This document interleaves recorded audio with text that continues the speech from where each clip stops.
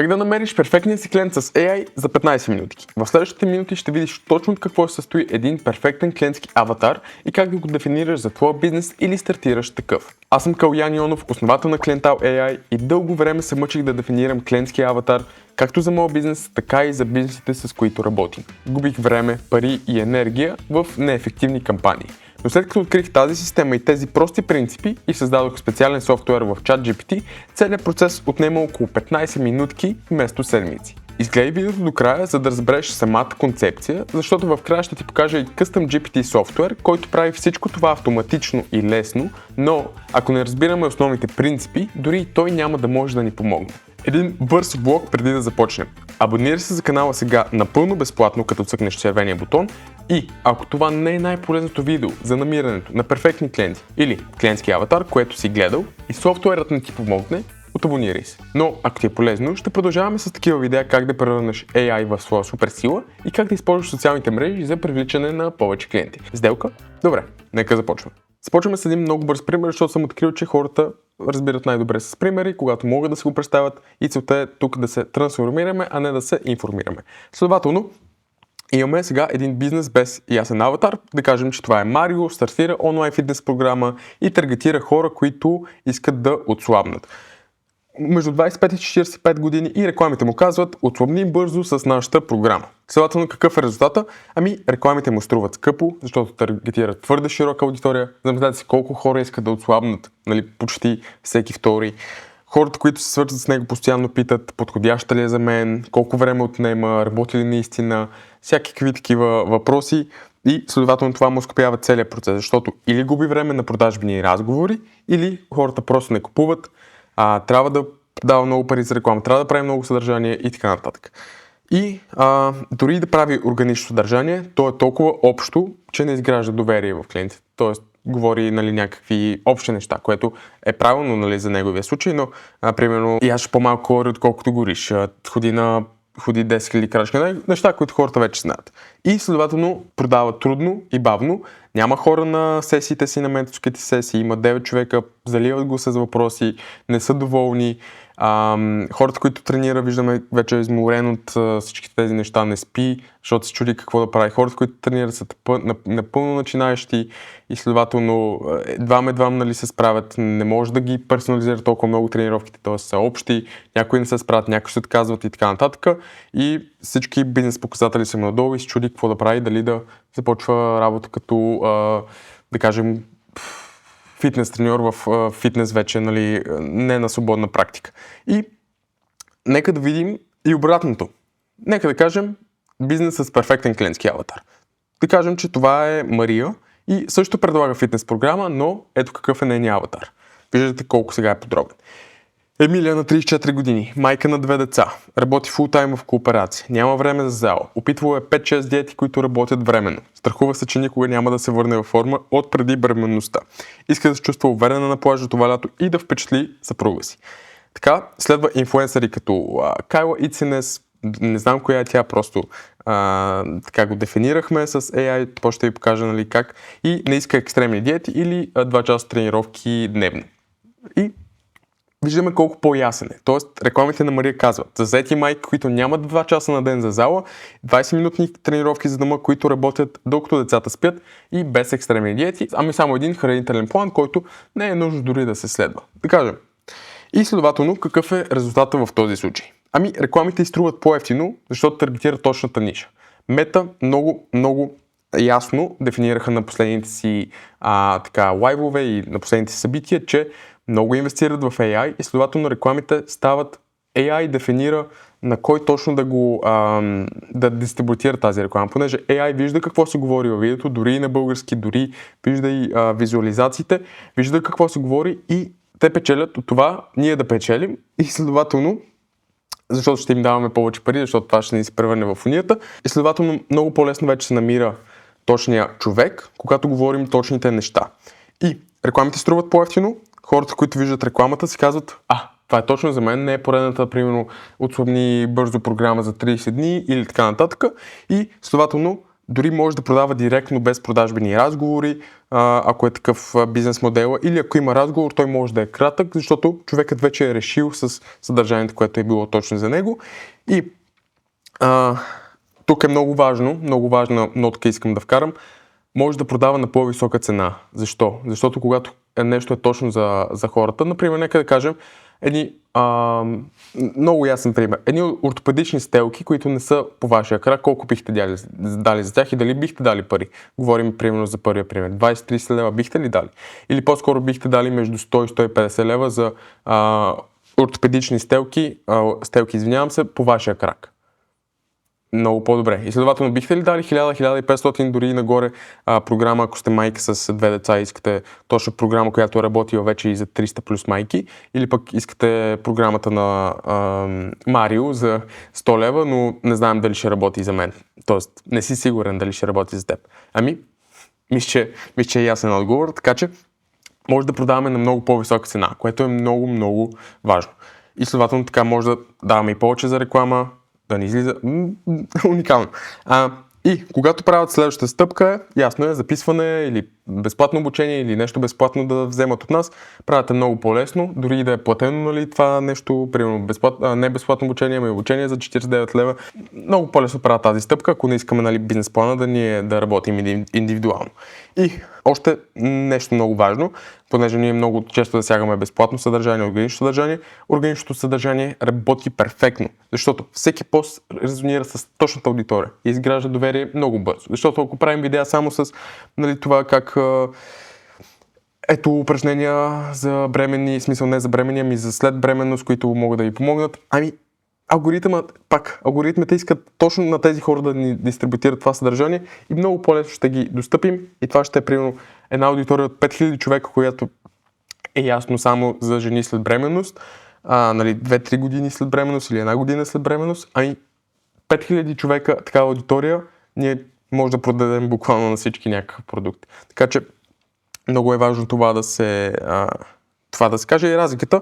Мария знае точните думи, които да използва в рекламите, знае точните болки на клиента си, знае точните мечти, знае какво да избягва, нали, такива екстремни обещания, които не вярват, или някакви общо приети закони, примерно, че трябва всеки да ходи на фитнес 1-2 часа на ден, всеки трябва да прави 10 000 крачки, но тя знае, че ето това е продукт, който разбирате. И защо е необходимо да имате перфектния си клиент на лист хартия или на PDF документ? Защото после това може да го дадем на ChatGPT, Claude или Gemini или който софтуер използвате и следователно да направим реклами, т.е. сценарии за реклами, които да конвертират много по-добре, да направим сценарии за видеа, които резонират с аудиторията ни, да направим имейли, които да продават много по-добре, да направим дори цял план за нашето съдържание, което да ангажира аудиторията и следователно да има всички стъпки. Много важно е да го имаме като PDF. И ще ви покажа, нали, как става. Но преди до това, виждаме, вебинарите се пълни, тя е щастлива, оборотите й вървят нагоре, клиентите й са доволни, препоръчват, идват от останали, знаем най-добрия маркетинг и така нататък. И преди да преминем към Custom GPT софтуера, е важно да разберем просто много набързо теория, за да разберем самите концепции. Четирите основни области за дефиниране на клиент са: първо идентичност, второ проблеми, трето мечти и четвърто пречки. Идентичността се разделя на две подкатегории: демографски и психографски данни, като трябва да се фокусираме максимално върху психографски данни, тъй като те ще ни помогнат с останалите области и демографските много често се минят. Защо? Защото демографските данни са снимка, име, възраст, пол, местоположение, професия, образование, семейно положение, деца, доход, но да кажем, че възрастта ни е майки между 30 и 40, но може да има някоя майка, която е родила на 45-50, пак казвам, това е изцяло образователна цел, не искам да правите точно това и смисъл точно този бизнес, ако сте жена и имате опит с тренировки и така нататък. Просто давам пример и, нали, местоположение може да започнем с София, защото искаме индивидуални тренировки, после може да направим за цяла България и така нататък. Професията, нали, може да се мени на нашия аватар. Това е много важно върху психографски данни. Ценности, начин на живот, хобита, интереси, уебсайтове, много важно, социални мрежи, които използват, ако са между 40 и 50, може би Facebook е най-добрата платформа или Instagram. Нали, много е важно това. Популярни книги, филми, публични личности, т.е. примерно ако е популярни книги и обичат, да кажем, глюкозната революция. Ето какво трябва да знаете от глюкозната резолюция или три неща, които научих от глюкозната резолюция. Разбирате. Неща, които не правят и неща, които използват, неща, които не използват, неща, които използват. Много, нали, бего искам да го засегна просто. И, нали, нещо, което може да се запишете. Демографските данни ни казват кой е клиентът, а психографските данни ни казват защо купува. И винаги се фокусираме 80% от времето ни, правилото на предето, върху психографските данни. Така, следователно, проблеми. Кой е най-големият проблем, който ги кара да страдат? Как изглежда това страдание? Коя конкретна ситуация искат да избегнат? Какво ги държи будни през нощта? На кого са ядосани са на себе си, че нямат време да тренират? Какви последици имат тези проблеми в ежедневието? Почва да ги боли кръста, започват да се отпускат, да имат паласки и така нататък. Колкото по-ясно таргетираме тези проблеми, толкова по-добре. И най-добрите реклами, може да се запишете това, най-добрите реклами не говорят за продукта, а говорят за проблема толкова добре, че клиентът си казва: вау, това съм аз. Ако можеш да опишеш болката им по-добре от тях, те автоматично вярват, че имаш решението. Което е и така.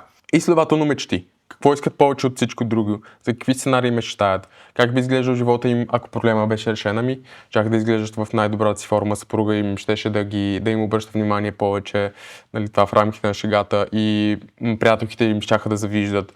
Къде искат да са след една 5-10 години? Искат да си поддържат едно хубаво телосложение. Кого искат да впечатлят?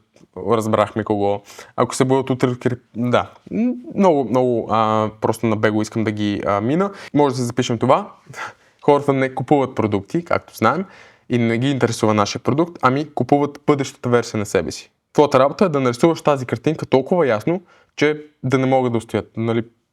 Просто знаем, облучвани сме постоянно с тези неща, как Кока-колата ще ни накара да се чувстваме добре със семейството си, как една почивка в Италия, нали, виждаме щастливи хора на картинката и така нататък.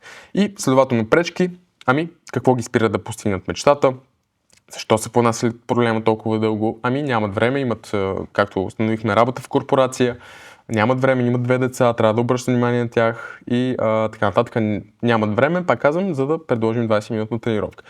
Пробвали ли са друго решение, как се е получило, от какво страхува, че ще се случи, има ли нещо, което ги обърква относно решението? Виждаме, доста просто, но ако тръгнем всички тези неща да ги мислим ние, доста сложно става.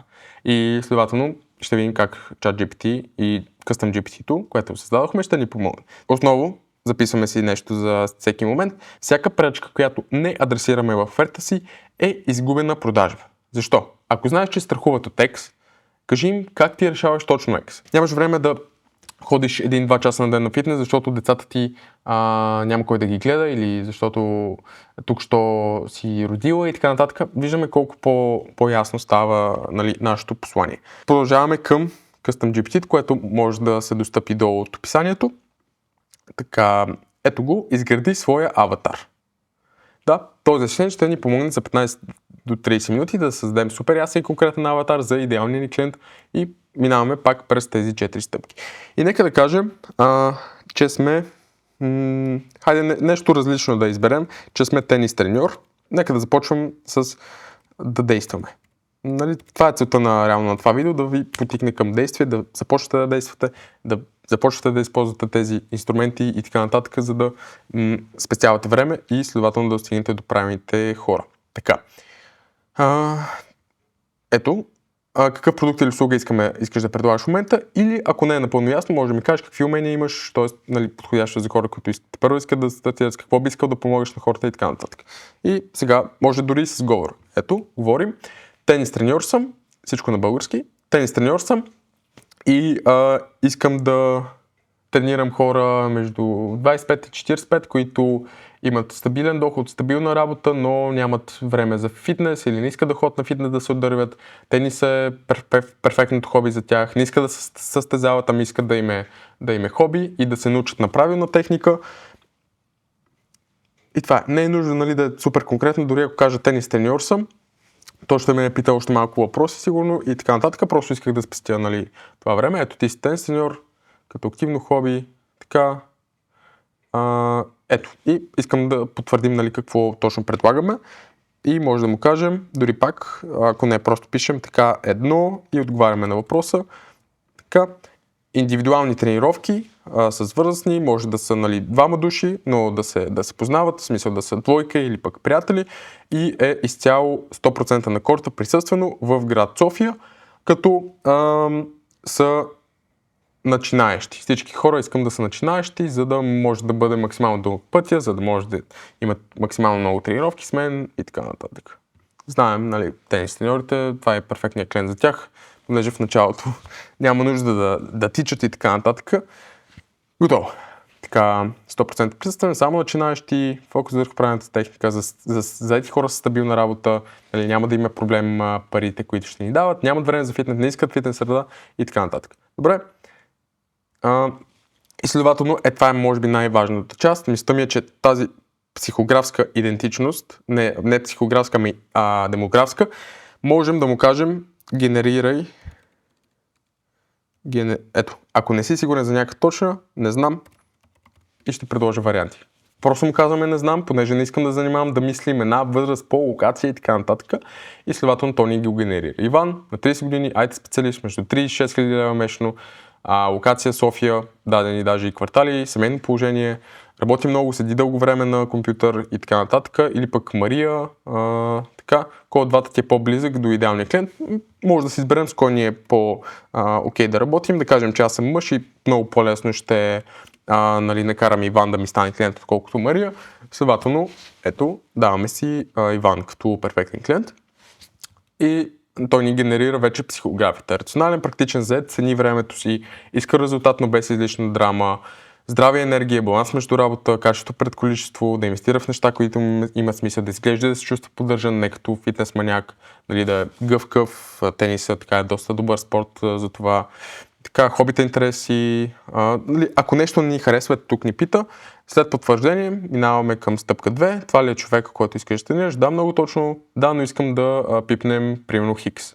Какво искаме да кажем.